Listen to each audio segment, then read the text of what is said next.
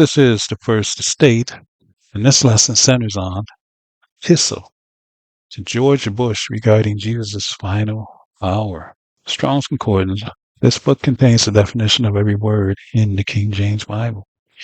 And the word here is epistle, which means letter.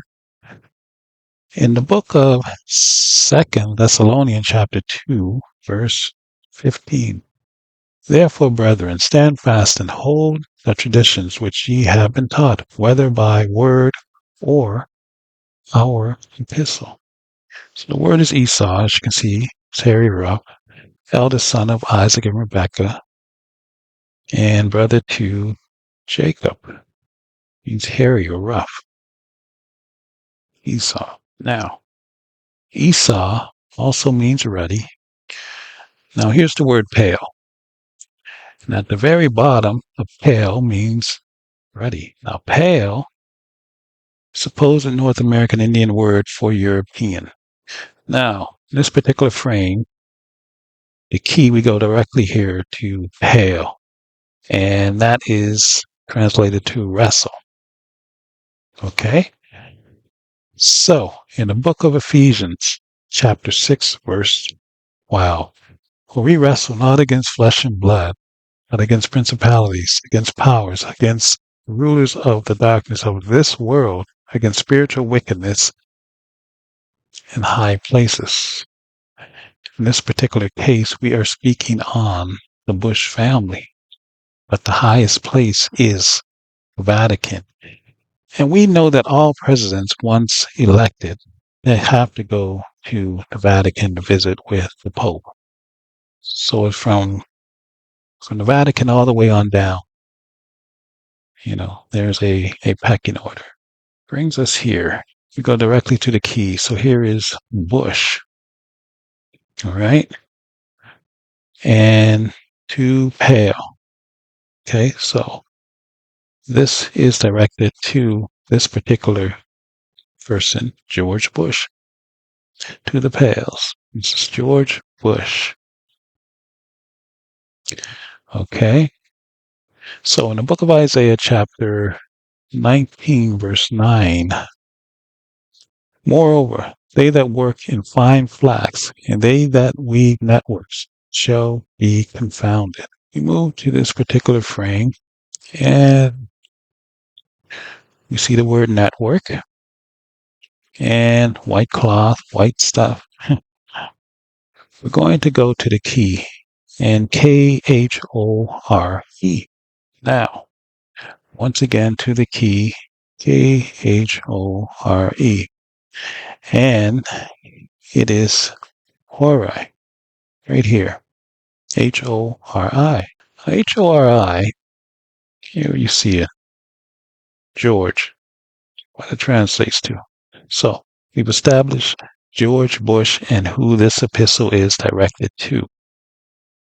All right. Now, moving on. So, in this particular frame, we have the word HOR. And HOR, once again, we go to the highlight, still translates to HORI. Okay?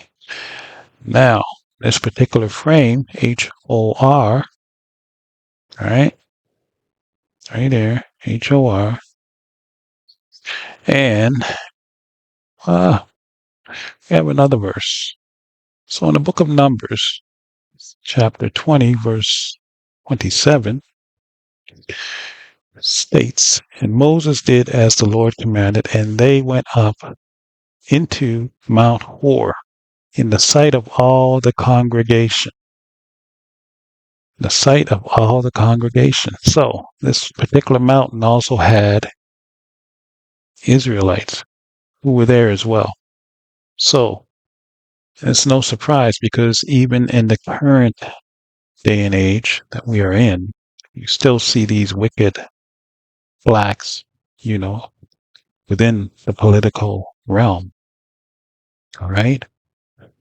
So we've established that. Now, like I said, HOR also translate to HORE. So HORE. All right? And H-O-R-E translates to what? H-O-R-A, hora. And that brings us to here, directly to the key, H-O-R-A, which means hour.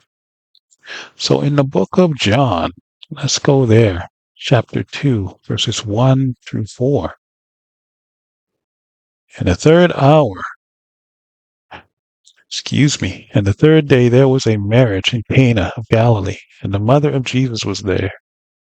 And both Jesus was called and his disciples to the marriage.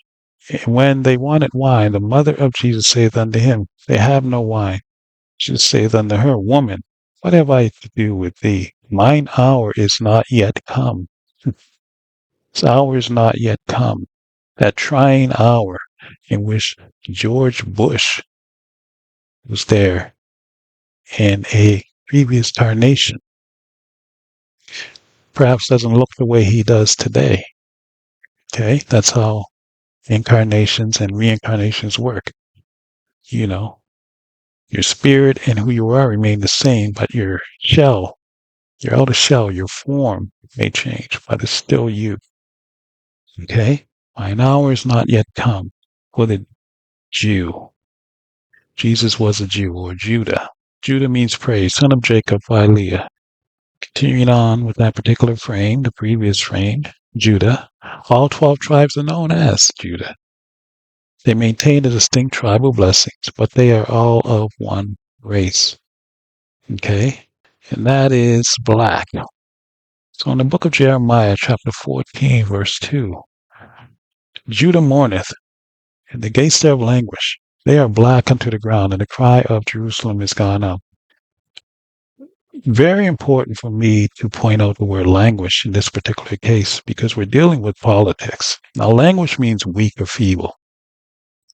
And now you get a greater understanding of why, the black Americans, not the Hamites, those Africans that are over here, they look like us, but they aren't us. But I'm speaking of the pure blood black Americans over here. It's no wonder why they're so corrupt, because they were a part of the wicked establishment thousands of years ago, and their spirits never changed. Okay? And you're seeing it today, why we're in such a dire situation in the black community, the ones of us that are trying to be righteous, because the leadership, which are the gates, they're corrupt, and they will always be corrupt because they've been corrupt in the past, as I stated. Okay? So the gates thereof language. Okay? And Bush, this epistle is for you. You were there 2,000 years ago, and you mocked our Lord Jesus back then.